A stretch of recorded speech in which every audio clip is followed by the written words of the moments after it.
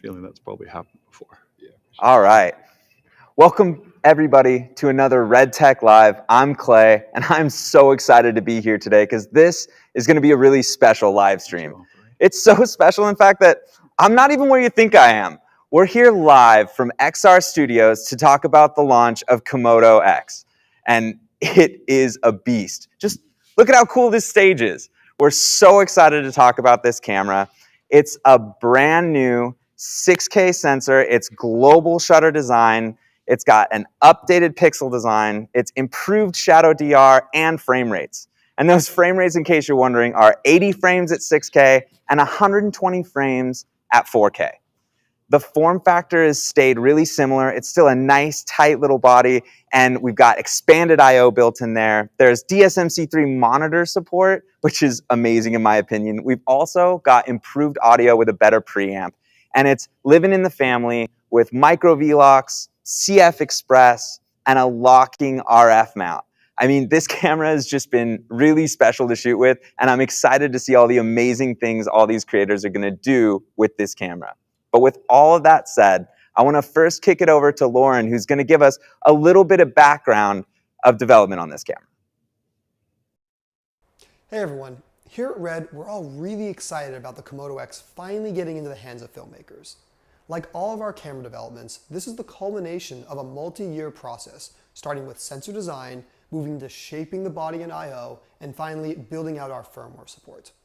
Something that I'm really proud of is that this engineering happens within a 50-mile radius of Los Angeles. I can, and literally do, drive between our R&D team in Thousand Oaks, where sensor, FPGA, and firmware operate, manufacturing and engineering in Irvine, and of course, Red Studios Hollywood. We're a local company, and it allows us to move fast and pivot to meet market demands. So let's take a peek behind the curtain on how Komodo-X came to be. I think we're all pretty familiar with the success that was Komodo. Because of its size, price, and image quality, we saw it get adapted and used in all sorts of conditions outside of its original design intent. So pretty quickly after Komodo took off, and Raptor was already far along in development, we realized that there was this big section of the market who wanted Red image quality so much that they were willing to adapt, expand, and Frankenrig their way to it. So with that in mind, we asked ourselves, could we stay true to the Komodo name, but add more functionality? That meant keeping the camera in the same small form factor, keeping it 6K global shutter, and keeping its price under $10,000. We searched through the thousands of images that you've posted of your Komodo rigs online, as well as direct user feedback to determine what the biggest problems were that needed solving, and we got to work. Mechanical engineering designed a new way of integrating the micro V-lock directly into the chassis to keep the camera as short as possible. Comparing a Komodo-X to a Komodo with a V-lock adapter, you'll actually find the Komodo-X is shorter. It also meant working with electrical engineering to improve on the built-in audio that, while not as important for the crash cam-oriented Komodo design, became pivotal for a sub $10,000 A or B camera. And of course, it meant working with the R&D team to design a new sensor that would allow us to hit higher frame rates while also improving on the already excellent image quality of the Komodo, primarily in the low light conditions. And so, here we are, the Komodo-X. Komodo-X is part of Red's new ecosystem. There is no perfect camera, no camera that fits all needs, but rather the right tool for the job, and our new camera lineup is the whole tool belt. For the cost of some of our competitors' flagship cameras, you can buy 3 distinctly different cameras from our new ecosystem and never have to make a compromise, using the right camera to get the shot exactly how you envisioned. Komodo-X, V-Raptor, and V-Raptor XL can use the same batteries, media, lenses, all while capturing the same flexible R3D format and unified colorimetry for seamless intercutting. While they're different tools, the beauty is in how they all work together. Each camera has their strength and their place, so let's get into that. Starting, of course, with the Komodo-X. This tiny global shutter 6K camera allows you to get angles from positions that would otherwise be impossible with a larger camera. Shove it into the corner between a windshield and a dashboard, rig it onto an actor or an object for a compelling point of view, or just have a small footprint to capture an intimate scene with talent. The most exciting part is pairing a camera of this size and weight with a global shutter. Being able to move the camera at such high speeds, whether it's on a drone or simply handheld, is exactly the last place you want to have to worry about rolling shutter skew. Now onto the V-Raptor body, which contains either a Raptor 8K VV or a Raptor 8K S35 stock, and has more horsepower than Komodo-X. At nearly double the resolution and double the frame rates, V-Raptor adds a bit of size and weight, but a lot of power in terms of image making. Offering 8K at either large format or 8K at Super 35, filmmakers can choose which sensor stock is right for their project, all self-contained in one small body. No backpacks, no tether cables, everything you need to create an image fits inside the camera. And finally, V-Raptor XL. This is the camera that seasoned A-season operators want to use. It's got all the power and video routing professionals are accustomed to built right into it. Compatible with the same Raptor 8K VV or Raptor 8K S35 sensor as the standard V-Raptor body, the decision to use the XL comes down to how you want your on-set experience to be. Both V-Raptor and V-Raptor XL will make the same exact images on the screen at the end of the project, but how you want to get there is really where this discussion comes in. Excellent power management, built-in fine increment ND system, and more traditional size with mounting points is what drives people to the V-Raptor XL. You can have all three of these tools in your belt, shooting them simultaneously for multi-camera coverage or using them for their distinct strengths in pursuit of your vision, all for relatively low cost of entry. As much as this is a Komodo-X camera launch, it's also bigger than that. The entire ecosystem is complete. The boundaries are lifted, and we're so excited to see what you're going to create. Wow, Lauren just killed it. It's super sick to get a little bit of a peek back into the background like that. I'm always excited to play with these cameras when they first come out, but sometimes I don't even get cool information like that. So I hope you guys are all feeling stoked about the peek. This thing is a beast. It's been really fun to shoot with, and one of the things that makes these cameras so shootable is rigging them up with accessories, right? So now we're going to kick it over to Johnny, and he's going to walk us through some of the accessories. Hey everyone, Johnny here. Let's talk accessories.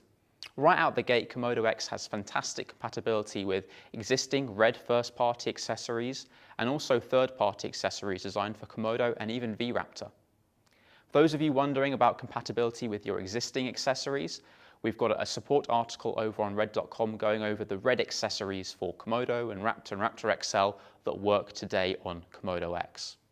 A couple of common questions we've seen are around the XLR and basically audio inputs. The DSMC3 XLR dual adapter and the 3.5mm adapter are compatible on Komodo-X, and the DSMC3 monitor is only compatible on Komodo-X, V-Raptor VV and S35, and V-Raptor XL VV and S35. It's not compatible on Komodo. But let's dive in and talk about the new accessories.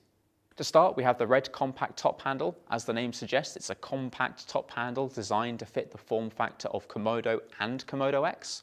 Those of you who have a V-Raptor or V-Raptor XL top handle already, fundamentally this is the same handle. We've just reconfigured it differently to suit the form factor of the camera. This also has the DSMC3 monitor piece, so you can easily mount the monitor on the camera in this configuration. But if you want to reconfigure the handle differently, it is fully modular with plenty of mounting points. You can also use our top handle extension pack to have nice wraparound handles. It can come off further off the front or off the back, depending on however you want to operate your camera. Next up, the new Nano V. This is a battery we designed to be as compact as possible to basically fit all of the dimensions of the camera perfectly. So it's completely flush on the top, the sides, and also the bottom as well. It's a 49 watt-hour pack. It can deliver up to 6 amps of output, and it's got a handy D-tap on the side for powering your accessories as well.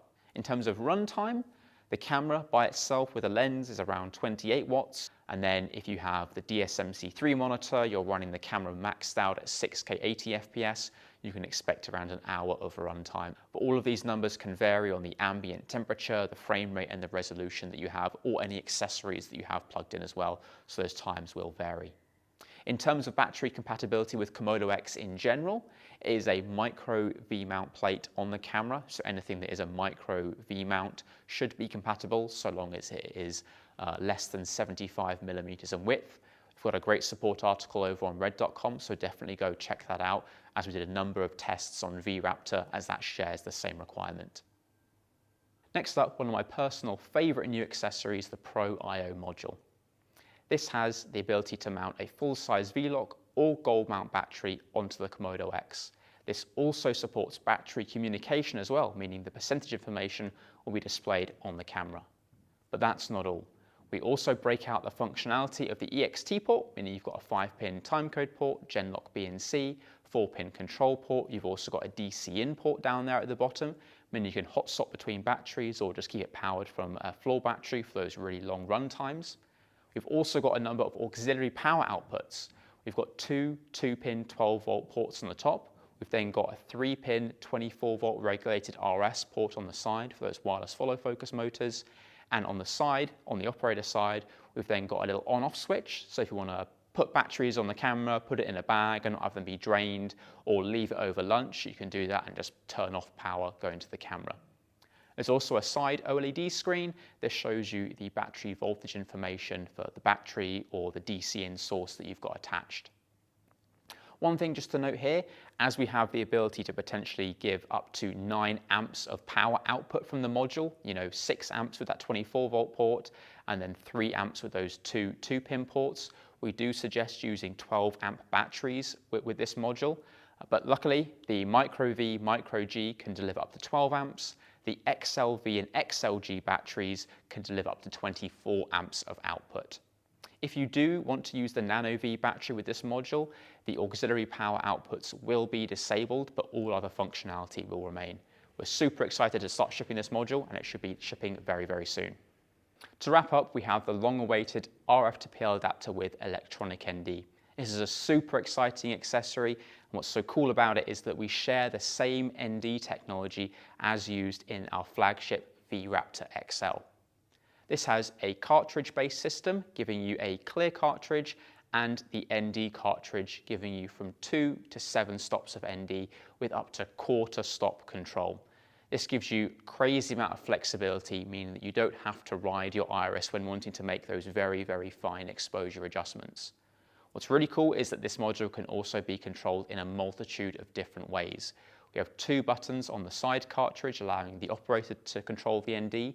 You can do it through the top LCD on the Komodo, the DSMC3 LCD, through Red Control Pro, or any RCP2 compatible device, giving you the ability to control this ND potentially from anywhere in the world. That's super, super cool. Finally, the support system is essentially shared with our non-ND version of this mount. So those of you who already have the RF to PL adapter, those side ribs and support brackets will work on this adapter as well. For those wondering about lens compatibility, we do have a support article over on red.com detailing the information around the flange depth. We also have a cleaning article and a quick start guide. But that's about it. Back to you, Cleigh. All right. Dude, that was rad. How sick is that ND mount? I've been using it nonstop, and it has made shooting a lot easier. Speaking of shooting, we couldn't let you go without seeing some footage. So we have some awesome sample footage that we're going to show you now that Brandon Washington shot. So hopefully you guys are excited. Check out this.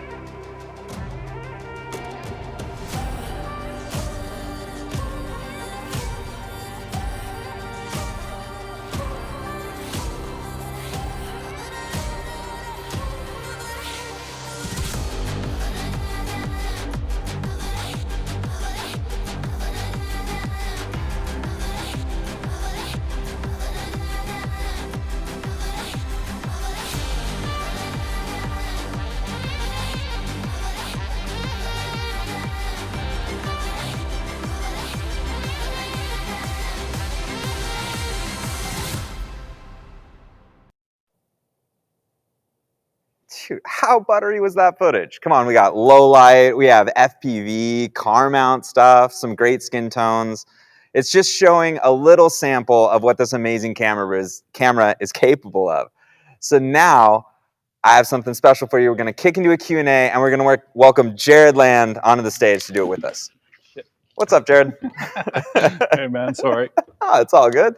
How's it going? Good. I'm Nice. so proud. Brandon is awesome. He's amazing. Yeah, love that guy.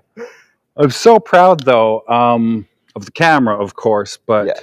the team and what you guys did to put this all together. I mean, I kind of screwed it up a little early, like I always do. But it's rad because I think people understand how small of a team we have. Yeah. But I mean, we're here at XR Studios right now, which is awesome. But we have, people can't see it, but we have the product team and the marketing team here who all shot another piece, which I screwed up again. And I think it's been, is that later today? I think it's later today, yeah. That you guys all shot. And, Jeff, the head of our product, is shooting. He shot some underwater stuff, and he went up and actually flew the plane. Yeah. Dude, that was our fault, by exactly. the way. Yeah, I'm here, and I'm like, oh, I want to shoot a content piece. It's going to be great. Jeff flies. He's like, super rad guy. And then as soon as we got to actually doing it, I'm like, am I going to kill this guy? Like, is he going to kill me? What's happening? This is insane. Dude, I usually hear from Jeff. I hear from Jeff every day, and we chat every day almost, but and he responds super quick. Yeah. The day he flew, he's like, okay, I'm going to the airport now. And then I didn't hear anything for 5 hours, and I was shitting myself thinking, oh shit, something went wrong. And then he's like, it was so cool. Yeah. But it's rad when, and I think it's unique with us is we're all shooters. Totally. And we're just all doing this stuff. Like if it was our day off, we would be doing this kind of thing anyways, And the fact that, Lauren's here, that everybody just watched. Lauren's operating the cameras and walking around like a boss, which is awesome to watch. But it's really cool. That's what I'm proud of, is the team and doing something like this, how small we are. Yeah. And kind of, shooting and putting something together like this. Yeah, and we all get so excited. I think that's why it makes total sense to me when I see those posts and you're like just so juiced, and our customers are so juiced that it's like, we got to say something. Otherwise people will start questioning everything, right? Well, that's the crazy thing is people are like, where's the footage? Like, nice camera, nice fox peeing on your camera, but where's the footage from the camera? And people don't realize a lot of my posts from the last 8 months have been from the camera. I just don't say it as we're testing, but it's like, oh yeah, that's kind of important to actually show footage from the camera that we're asking people to buy. So. Right. Speaking of everybody out there, are there any questions? We're happy to start populating some questions from the chat. We got some moderators lovingly helping us out. No questions yet. All right. So I think realistically, what is amazing about what Jared's saying is that we are a tight team of people who are all passionate about the camera, and you see it through every department. I mean, that's why all of this cool stuff is happening, is because people are so passionate about the images coming off of these cameras, as well as just the ecosystems that the cameras build. And myself, as a shooter, I do our internal content. I interface with a bunch of different DPs and people out there operating the camera. And I feel like this is one of the amazing times where people are saying things to me in the background. They're like, man, I wish, Komodo did this. I wish Komodo did that. I wish I could have the same batteries between everything. I wish I could just take one pack of my cards out. And it's like such a joy.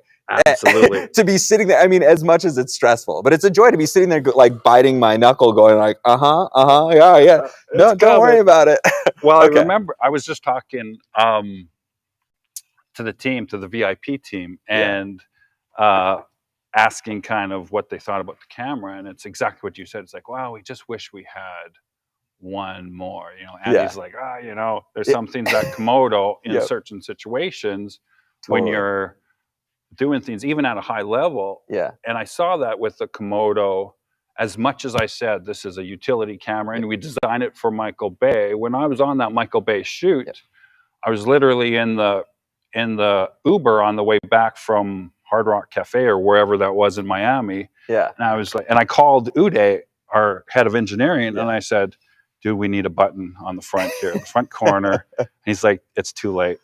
And I'm like, next camera, we need the front button. Right. Because those little things all add up to battery, like you said. And it's important for people that aren't just putting this in a corner of a car or putting it in an array and stuff. So it's kind of, Komodo-X kind of took shape immediately after Komodo launched, really. That makes total sense. And so so one of our questions that we're getting is, if you're not Michael Bay, when does this camera start shipping to you? So we're early. I Right? posted early to they weren't supposed to be for order until after this, I don't think. But good old Frank pushed the button. I love it. Yeah. But we're making them now as soon as the stormtroopers are done. So as Yep. soon as all the pre-orders, we didn't know we were going to sell out of the pre-orders.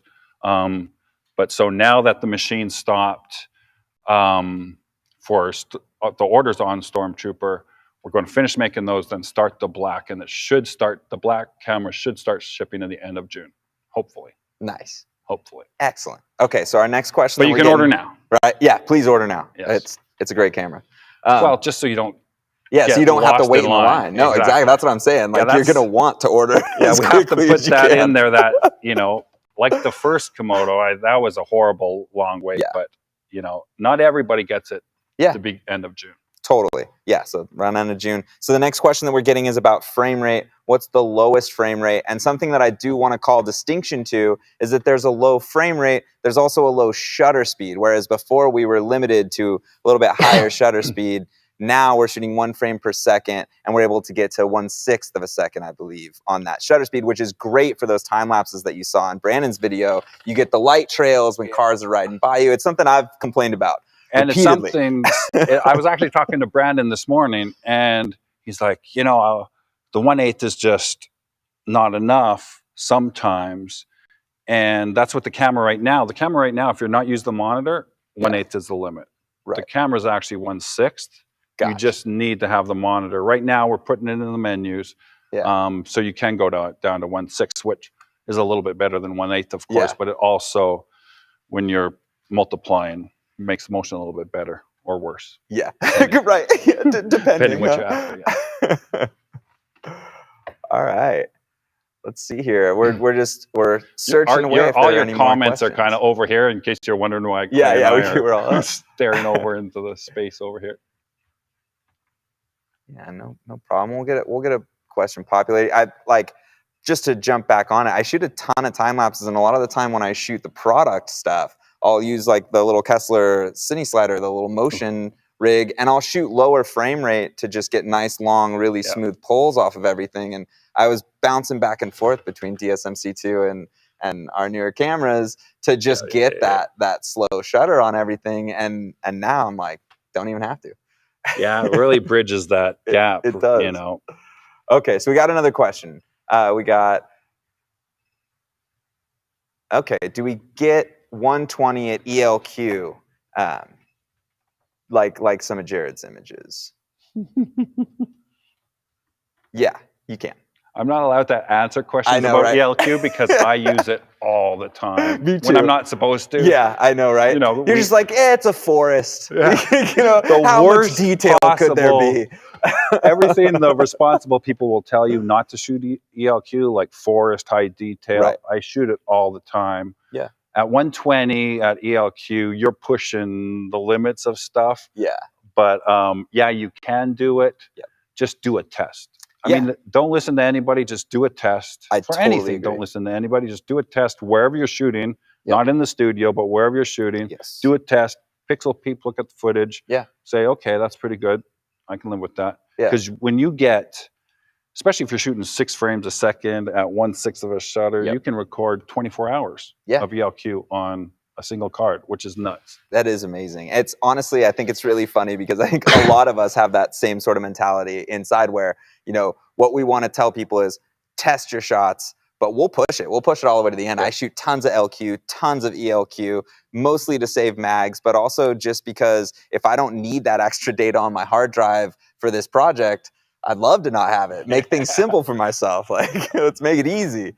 Okay. So does the Komodo-X, does it have the same dynamic range as Raptor in low light? Well, I think that's going to depend on which sensor within Raptor you're talking about. That's an important distinction to make, whether you're talking about VistaVision with a larger pixel pitch or S35. So I believe yes is pretty much the answer, right? To S35. Yeah, to S35, yes. exactly. Yeah.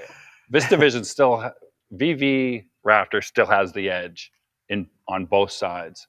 Yeah. But it's very close. When you think about Komodo-X being a global shutter, Right. is incredible. Yeah. I mean, shout out to our sensor team because it's Seriously. nuts, nuts, nuts, nuts. Oh yeah.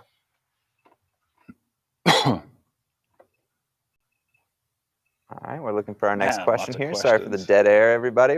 It's funny, like Jared was saying, we're just digging through over here, making sure we can see what our questions are Why as they is Phil populate. Holland asking about the gains of? Phil Holland's the one that's answering. Phil Holland can answer that question Yep, himself. Jared, they just literally pulled that question up, and I'm like, yeah, he should answer. Yeah. I think Phil should answer that question. Phil is awesome and it's the reason why, if people really want to know why, I usually give him stuff early to test than anybody else. Yeah. He tests and tests and tests, and he'll test. You know, he was probably the first guy outside to test our END. Yeah. And he'll put every single other ND on it, and shoot through the T's. He'll shoot Xyla charts all day long, shoot normal things, So yeah, he could definitely answer that question probably better than we can. Right. All right, our next question is coming up. Improvements on black shading and temperature regulation. I just did a black shade the other day, which was wildly quicker.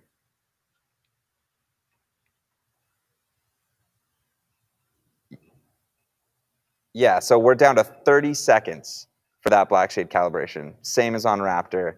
And I'm like thoroughly excited every time I do it, because it used to be, you're ready to black shade your camera, you're like, all right, cool, let's call it 5. Set the thing, put a t-shirt over it, and run away. Yeah, no, that it's getting better and better, but it does make a difference. It's a good thing to do. It really is. Yep. Yeah, and the other main difference is that Raptor has the TEC keeping your sensor at the right temperature. That would be the only other large difference. All right. Sorry, I'm just reading the questions, and it's I think it's asking about why other cameras do it so fast. And you remember, we're recording RAW and we're showing RAW. Right. We're not putting noise reduction and all the stuff a lot of other cameras do. Yeah. So you'll see that if you don't do the black calibration, you'll see all that in the raw noise, which a lot of other cameras will just not dig into.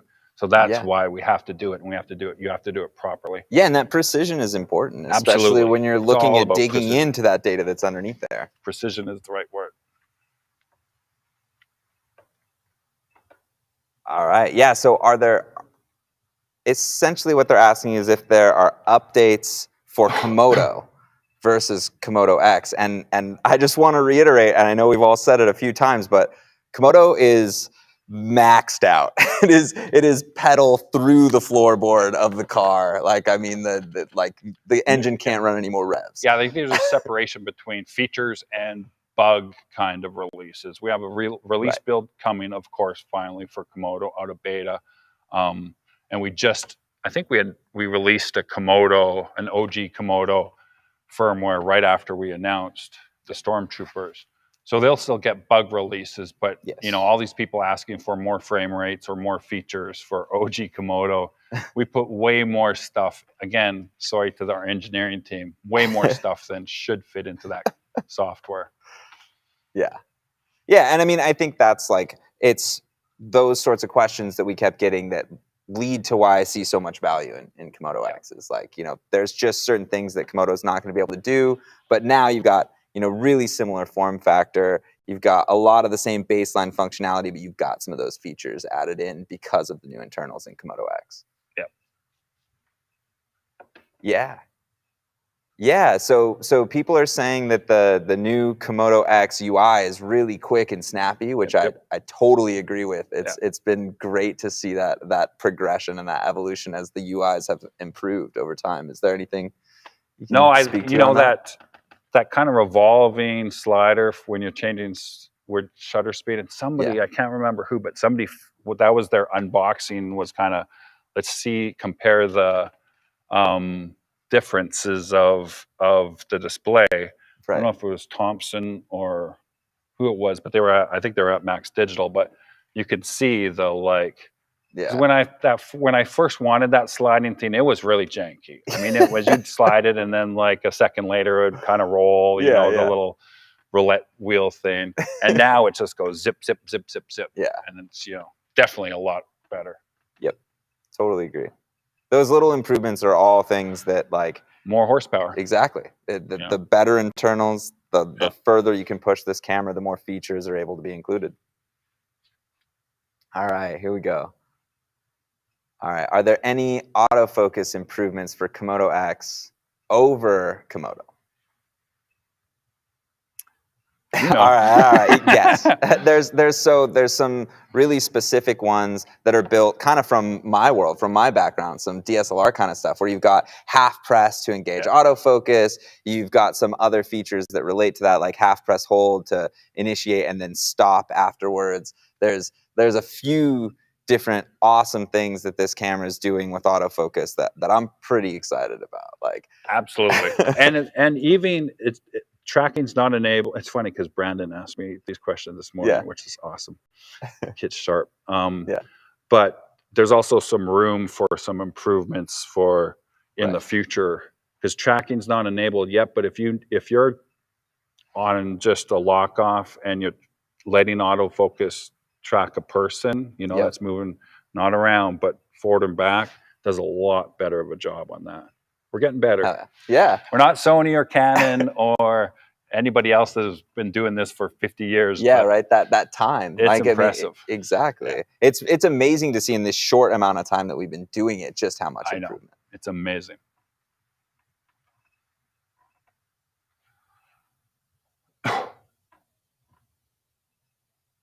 So the question is, does the DC I/O, the Pro module, operate with the same I/O on the camera? Yes, it can. So it can be used for a hot swap. It can be used for a number of different things. And I think there's some really, really interesting value in what that module represents. And also, I mean, like, once again, going back to the batteries thing, if you have a set of V-Locks that are standard size, then you're really excited about them. You rock gold mount. All of those things are going to be benefits from that I/O module.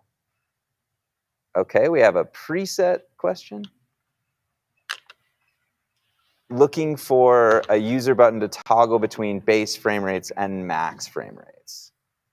Oh, that's kind of a good idea. Right?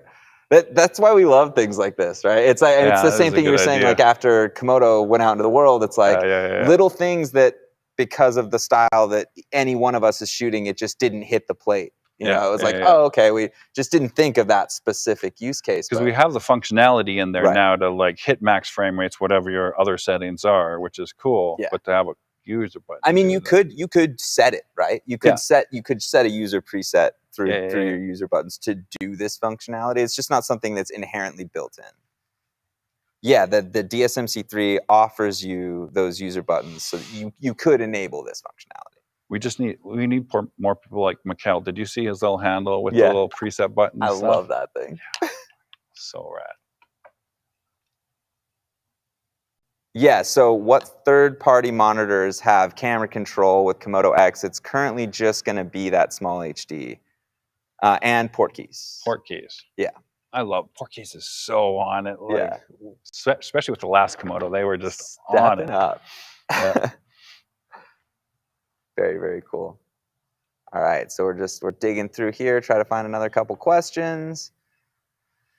See what we got going on. It's always good to have these little interfaces because we get these little bits, that are super exciting. Little things that can go in the next camera.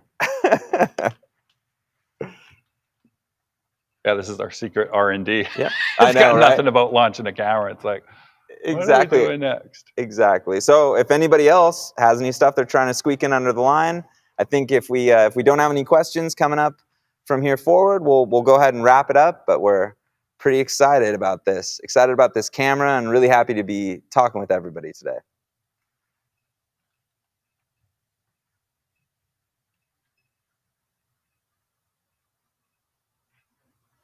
No. Oh, here we go.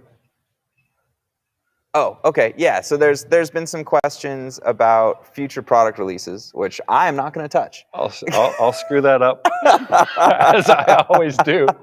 You know, either probably not here because this is supposed to be the responsible venue, but you know, Scott, I'm sure on Scott's or somebody else's live stream. Yep. Yeah, that's Yep. the old one. Yep, that's the old question. Okay. I mean, honestly, we haven't really seen anything pop back up. Have you used the new? Have you used the new Pro IO? I haven't actually. I put it on there. What do you think of the shape? I think it's really cool. I like visually, it's insanely interesting. Like I really like it looking at it, but then you can see the functionality, like how it's got a nice balance to it, the ability to plug that EXT right in, that perfect length of cable. It's been. I love that monitor. It was a bold design exercise when Matt and I were designing that. And if you look at the Anton Bauer version, it's kind of where Matt kind of ended up. And I told this story before, but I was at JFK and those big screens that used to be big boxes. Yeah. And they started coring them out, and I just start seeing that everywhere. And I was like, Matt, let's just core it out. Like, just dig a hole through there. Yeah. And he's like, you're nuts. And I'm like, let's just see what happens.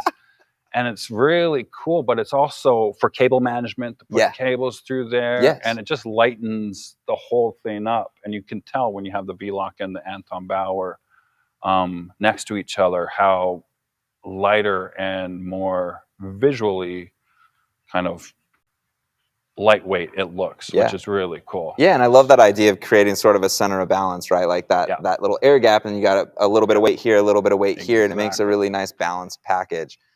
All right. I mean, I think we're totally getting booed off. Exactly, right? They're just like, yeah, we know all this stuff already. Everybody's done with this live stream. No, we had a great time. Thank you so much for coming out.